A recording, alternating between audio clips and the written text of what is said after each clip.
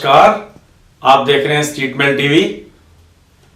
आज हम रूस और यूक्रेन के बीच चल रहे युद्ध का पंचनामा करने वाले हैं।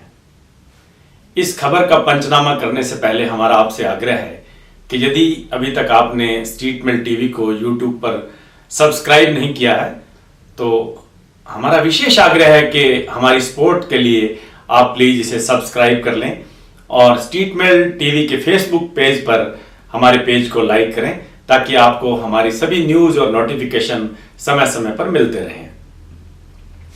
बहुत दिनों से चर्चा थे कि कभी भी रूस यूक्रेन पर हमला कर सकता है और अंततः कल वो दिन आ ही गया और रूस ने यूक्रेन पर धावा बोल दिया है और आज हमले का दूसरा दिन है। रशिया ने 203 ठिकानों पर यूक्रेन के हमला किया है। अभी उसकी सेना शहरों में नहीं घुसी है। रूस की कोशिश है कि वो यूक्रेन के जो एयर बेस हैं, नेवी बेस हैं, उन्हीं पर हमला करके सेना को सरेंडर के लिए मजबूर करे। वो चाहता है कि यूक्रेन सरेंडर कर दे और रशिया के खेमे में आ जाए। लेकिन हालांकि अभी ये बात उतनी सिरे नहीं चढ़ पाई है। लेकिन यूक्रेन में हालात बड़े बदतर हैं। यहां वहां धमाके हो रहे हैं। रशिया की सेना यूक्रेन की कैपिटल कीव तक जा पहुंची है।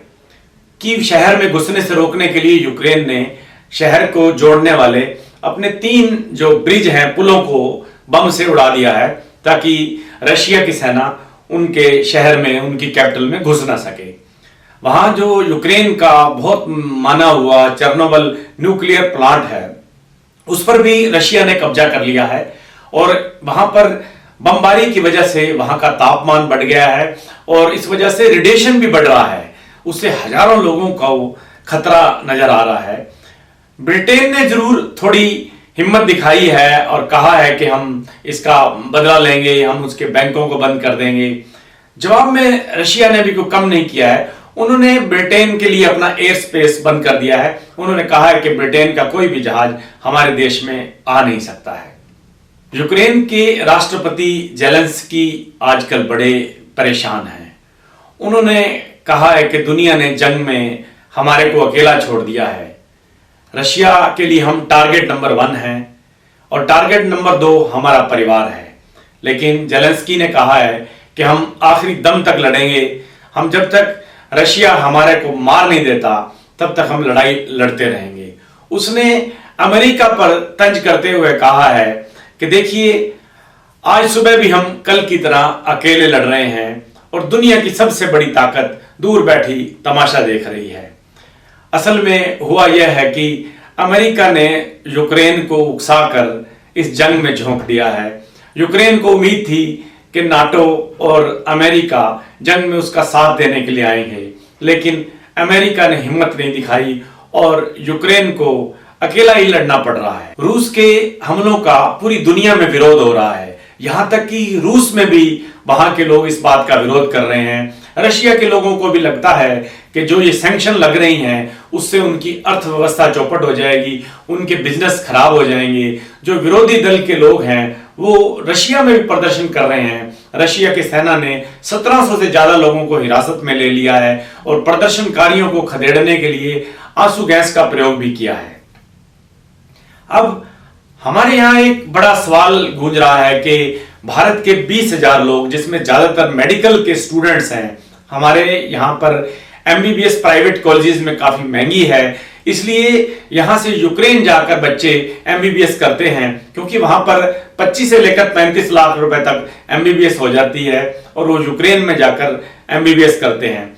ऐसे लगभग 18,000 बच्चे यूक्रेन में फंसे हुए हैं। उनको निकालने के लिए काफी वीडियो आप लोग देख रहे होंगे। वो बच्चे जो हैं जो मेट्रो स्टेशन के बेसमेंट में छिपे हुए हैं, लेकिन ऐसा नहीं है। भारत सरकार इस पर काफी संजीदा नजर आ रही है। हमारे प्रधानमंत्री ने कल रशिया के प्रेसिडेंट पुतिन से बात की थी। उन्होंने पुतिन से ठीक है ये बात भी कही है कि जंग रोकनी चाहिए, हिंसा नहीं होनी चाहिए, लेकिन जो प्रायोरिटी थी उनकी बातचीत में, उसमें प्रधानमंत्री ने उनसे यही कहा है कि आप हमारे बच्चों को निकलने का मौका दें। प्रधानमंत्री ने एक अपना प्लान भी उनको बताया है कि ठीक है, आपका एयर स्पेस बंद है, हम यहां से यूक्रेन से नहीं निकाल सकते बाई एयर, तो उन्होंने कहा है कि हम अपने बच्चों को हंगरी, रोमानिया और पोलैंड के थ्रू निकालेंगे। जो ये देश हैं हंगरी, पोलैंड और रोमानिया, ये यूक्रेन के साथ लगते देश हैं। इन देशों में वहां की बसें चलती हैं, वहां से मेट्रो ट्रेन चलती हैं, रेलवे चलती है। तो जो वहां की हमारी यूक्रेन की एम्बेसी है और हंगरी की एम्बेसी, आपस में उनका टाई अप है। वहां से बच्चों को शिफ्ट किया जा रहा है फिलहाल रोमानिया में, और कुछ बच्चों को शिफ्ट किया जा रहा है हंगरी में। वहां का बुडापेस्ट में, वहां बुडापेस्ट एम्बेसी में जो है वहां पर एक हेल्प सेंटर खोला गया है। इन बच्चों को पहले बाई रोड या बाई ट्रेन हंगरी और रोमानिया और पोलैंड ले जाया जाएगा और फिर वहां से बाई एयर इंडिया लिफ्ट किया जाएगा। ऐसी हमारी प्लानिंग है हमारे देश की, और हमारी सरकार ने 2 जहाज रोमानिया के लिए रवाना भी कर दिए हैं। ये जहाज बच्चों को लेकर यहाँ इंडिया आने वाले हैं, और ये भी पता चला है कि सरकार अपने खर्चे पर इन बच्चों को यहाँ लेके आने वाली है। इसलिए जो लोग घबराए हुए हैं, जिनके बच्चे घबराए हुए हैं, जिनके परिजन घबराए हुए हैं, वो लोग आराम से बैठे, निश्चिंत होकर बैठे। हमारी सरकार इस मामले में पूरी तरह संजीदा है। आपको पता है कि उत्तर प्रदेश में चुनाव चल रहा है, और कोई भी सरकार ये नहीं चाहती चुनाव के बीच में उसके ऊपर कोई ऐसा एलिगेशन लगे कि हम लोग चुप बैठे रहे और हमारे बच्चों को कुछ हो गया। आप मानिए कि अगर वहां पर बच्चों को कुछ हो जाता है तो यहाँ पर अगर वो जीत भी रहे होंगे तो यहाँ के लोग, यहाँ का लोकतंत्र, यहाँ की जनता उस सरकार को, उस पार्टी को हरा देगी, और सत्तारूढ़ पार्टी ऐसा कभी नहीं चाहेगी कि वो चुनाव जीत भी रही होगी और कि जीतते जीतते वो हार जाए। इसलिए 100% आप मान के चलिए कि सरकार आपके बच्चों के प्रति पूरी तरह संजीदा है। उधर अमेरिका ने बिल्कुल स्पष्ट कह दिया है, अमेरिका के राष्ट्रपति जो बाइडेन ने कल रात जो है 12 बजे देश को संबोधित करते हुए उन्होंने कहा कि हम सेना भेजने वाले नहीं हैं यूक्रेन के संकट में। उन्होंने स्पष्ट कहा है कि हम सैन्य मदद नहीं भेजेंगे। उन्होंने यहां तक कह दिया कि जो हमारे नागरिक अगर भी फंसे हुए हैं अमेरिका, तो हम भी उनको लेने नहीं जाएंगे। अमेरिका को पता है कि अगर वो वहां गया तो वो रशिया के मैदान में फंस जाएगा। कोई भी दूसरे के पाने में जाकर लड़ाई करना पसंद नहीं करता है। हाँ, अमेरिका की कोशिश क्या है कि वो इसको घेरा जाए सैंक्शन के थ्रू रशिया को। आज यूएनओ में एक प्रस्ताव लाया जा रहा है रशिया के खिलाफ, रशिया के विरुद्ध एक निंदा प्रस्ताव लाया जा रहा है, रशिया पर सैंक्शन लाने के लिए प्रस्ताव लाया जा रहा है। इस प्रस्ताव पर समर्थन के लिए अमेरिका ने भारत से भी बात की है और कहा है कि वोट हमें दो। वहीं रशिया ने भी भारत से बात की है कि इस प्रस्ताव के खिलाफ वोट दो। भारत बड़ा फंसा हुआ है। रिपोर्टर्स ने अमेरिका के राष्ट्रपति से पूछा है कि क्या भारत इस प्रस्ताव पर समर्थन देने के लिए सहमत हो गया है, तो अमेरिका राष्ट्रपति ने स्पष्ट कहा है कि अभी तक हम भारत को सहमत नहीं कर पाए हैं, हमारा इस मुद्दे पर मतभेद है। भारत किसी भी गुट के साथ नजर नहीं आना चाहता, क्योंकि भारत ने एक बात तो देख ली है कि जब नाटो के देश और अमेरिका, जिनकी वजह से यूक्रेन संकट में फंसा है, वो लोग उसकी मदद करने नहीं जा रहे हैं, तो हम पार्टी क्यों बने, ऐसा भारत की सोच है। अगर नाटो और यूएसए यूक्रेन को ना उकसाते और यूक्रेन खुद भी कह देता कि ठीक है मैं मेंबर नहीं बनने वाला हूं नाटो का, तो शायद ये स्थितियां ना बनती। अब यूक्रेन में बिजली पानी का संकट भी गहराने वाला है, क्योंकि बहुत सारे जो बिजली घर हैं वहां पर बम गिराने की खबर है। अगर बिजली पानी यूक्रेन में खत्म हो जाएगा तो आप मानिए कि वहां पर विरोध की स्थिति पैदा हो जाएगी। हमसे बहुत सारे लोग ऐसे हैं जो सोचते होंगे कि वर्ल्ड पावर है अमेरिका, जो हर जगह अपनी टांग फंसाता है, तो यहां वो अपनी सेना क्यों नहीं भेज रहा है। यूक्रेन जो उसके नाटो का, उसके संगठन का जो सदस्य बनना चाहता था, उसको उन्होंने हौसला दिया कि ठीक है हम तुम्हारी मदद करेंगे। अब ऐसे क्या हालात हो गए हैं कि वो वहां पर जाकर उसकी मदद नहीं करना चाहता। तो कुछ कारण हैं जो हम आपको जिक्र करना चाहते हैं, जिससे आपको पता चल सके कि वहां पर यूएसए क्यों नहीं जाना चाहता। एक तो जो यूक्रेन है वो अमेरिका का कोई पड़ोसी देश नहीं है, उनकी बड़ी दूरी है। अमेरिका को ऐसा नहीं लगता कि यूक्रेन पर अगर रशिया कोई काबिज हो भी जाएगा तो सीधा अमेरिका पर कोई असर होगा, ऐसा बिल्कुल नहीं है। फिर यूक्रेन अभी तक जो है नाटो का सदस्य बना नहीं है, और ना ही यूक्रेन और अमेरिका के बीच में कोई संधि है। आप देखिए जैसे कि जापान और अमेरिका में संधि है, अमेरिका ने जापान की सुरक्षा का वादा किया हुआ है, जापान अपना बिजनेस करे, लेकिन सुरक्षा वहां पर सेना के जितने ठिकाने हैं वो सारे अमेरिका के हैं। अमेरिका ही जापान की सुरक्षा करता है। उन दोनों देशों के बीच में ऐसी संधि है कि अगर जापान पर कोई हमला करेगा तो उसका मुकाबला अमेरिका करेगा। तो इस तरह की कोई भी संधि यूक्रेन और अमेरिका के बीच में नहीं है। फिर अभी हाल ही में अमेरिका ने अफगानिस्तान में मुंह की खाई है। उस घटना के बाद वो दूध को जला फूंक मार मार कर पी रहा है। उसे पता है कि वो वहां किसी तीसरे देश में जाकर सैन्य हस्तक्षेप करेगा तो वो अफगानिस्तान की तरह वहां फंस भी सकता है। अगर वहां फंस गया और रशिया के तो बिल्कुल बगल में फंस सकता है, तो वहां पर वापस बच के निकलना और इज्जतदार जीत लेके वापस आना बड़ा कठिन काम हो जाएगा।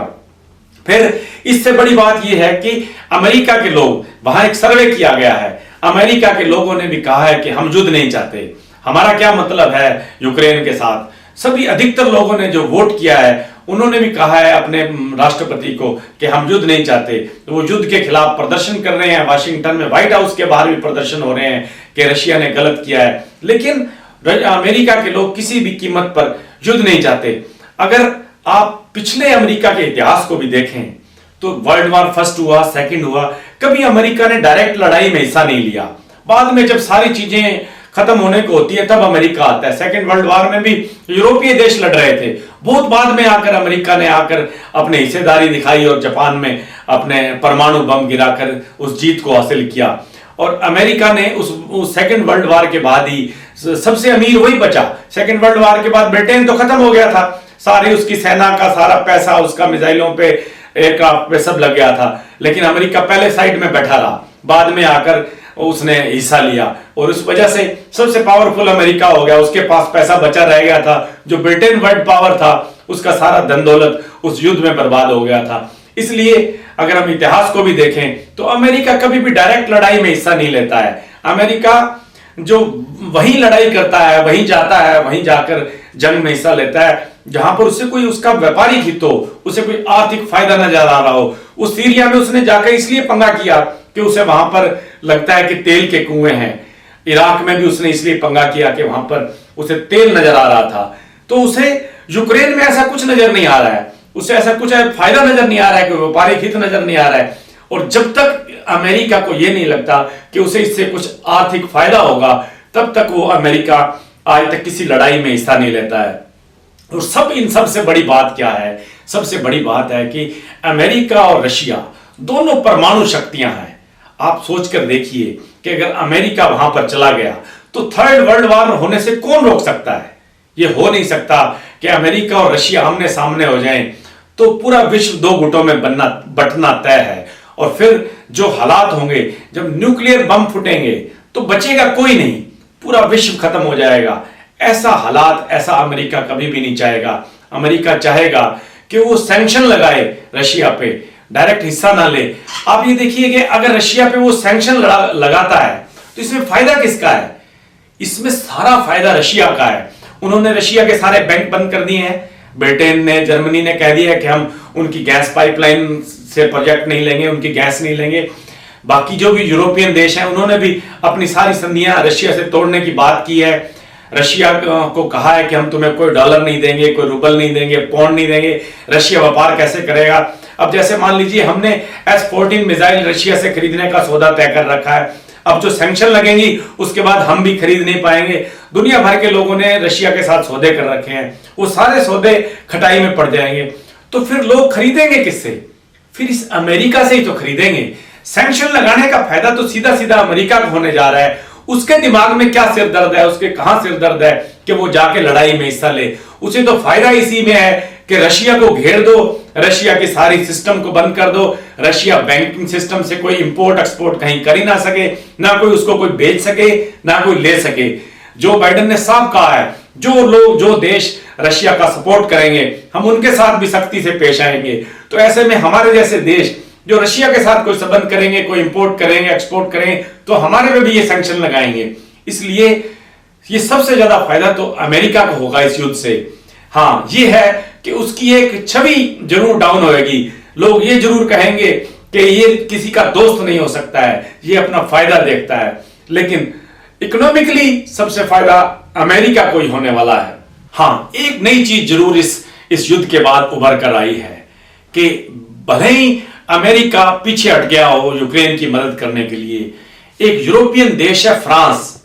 आपने अगर पिछले कुछ सालों में फ्रांस की गतिविधियों पर नजर रखी हो तो आप देखेंगे कि फ्रांस जो है अपने आप को एक पावरफुल कंट्री साबित करने पर तुला हुआ है।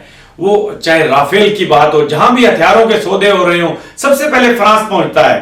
कहीं कोई बात हो, वो अपनी आइडेंटिटी अलग से दिखाना चाहता है कि हम अलग से हैं। उनके राष्ट्रपति मैक्रो अपने आप को पावरफुल साबित करना चाहते हैं। फ्रांस ने यूक्रेन को कहा है कि वो उनकी हर हाल में हर तरह से मदद करने को तैयार है।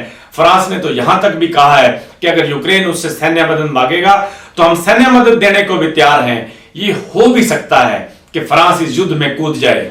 कोई बड़ी बात नहीं है कि यूक्रेन अगर फ्रांस को कहे तो वो डायरेक्ट उसकी मदद भी कर सकता है। हालात क्या होंगे, क्या रिजल्ट निकलेंगे, ये तो समय के गर्भ में है। लेकिन फ्रांस ने अपनी ताकत दिखाई है, फ्रांस ने अपनी इच्छा शक्ति दिखाई है। ये आप मान के चलिए अब यूरोपियन जो यूनियन है उसका नेता फ्रांस हो गया है। इस घटना के बाद भी अगर पिछले दिनों की भी घटनाओं को ध्यान करें तो फ्रांस अब यूरोपियन यूनियन का सबसे बड़ा लीडर होने जा रहा है। अब अगर बात करते हैं कि यूक्रेन के राष्ट्रपति के पास विकल्प क्या है, यूक्रेन क्या कर सकता है, क्योंकि अब वो अकेला पड़ गया है। ये मान के चलिए अब ये युद्ध जो है एक तरफा है। रशिया ने साफ कर दिया है कि अगर वो सरेंडर कर देते हैं तो हम बातचीत को तैयार हैं। रशिया के राष्ट्रपति ने आज अपने संबोधन में कहा है, मैसेज किया है रशिया ने विश्व को कि यूक्रेन को समझाइए कि वो सरेंडर कर दे। अब या तो एक तरीका ये है कि रशिया यूक्रेन जो है सरेंडर कर दे, उनकी सेनाएं सरेंडर कर दें ताकि ये युद्ध खत्म हो सके। इससे होगा क्या कि लोग मरने से बच जाएंगे और यूक्रेन पर रशिया का चाहे कब्जा ना हो, लेकिन ये मान के चलिए अब यूक्रेन का जो भी राजा बनेगा या जो भी प्रधानमंत्री बनेगा वो रशिया का ही आदमी होगा, रशिया का पपेट होगा। जैसे कि बेलारूस में रशिया ने कर रखा है, जैसे कि और आसपास के देशों में रशिया ने कर रखा है। ये एक हालात है। दूसरा ये है कि एक ये बात भी आ रही है कि रशिया के जो ट्रुप्स हैं वो घुसना चाहते हैं वहां पर उनके प्रधानमंत्री के राष्ट्रपति के आवास में, और वो किडनैप करना चाहते हैं वहां के राष्ट्रपति को, यूक्रेन के राष्ट्रपति को। वो कैदी बना सकते हैं उसको। अगर वो कैदी बना लिया जाता है तब भी युद्ध की समाप्ति हो जाएगी। अब ये डिपेंड करता है कि यूक्रेन के राष्ट्रपति इस युद्ध को कितना लंबा खींचते हैं। अगर वो लड़ाई भी करते हैं तो मान के चलिए ये लड़ाई ज्यादा से ज्यादा 48 घंटे और चलने वाली है। इसके बाद रशिया के सेनाएं अधिकतर कीव को घेर लेंगी, यूक्रेन को घेर लेंगी। अगर कहीं से मदद नहीं आती तो ये मान के चलिए ये 48 घंटे में ये लड़ाई समाप्त होने वाली है। फिलहाल के लिए इतना ही, फिर मिलेंगे किसी नए समाचार के साथ। तब तक के लिए नमस्कार।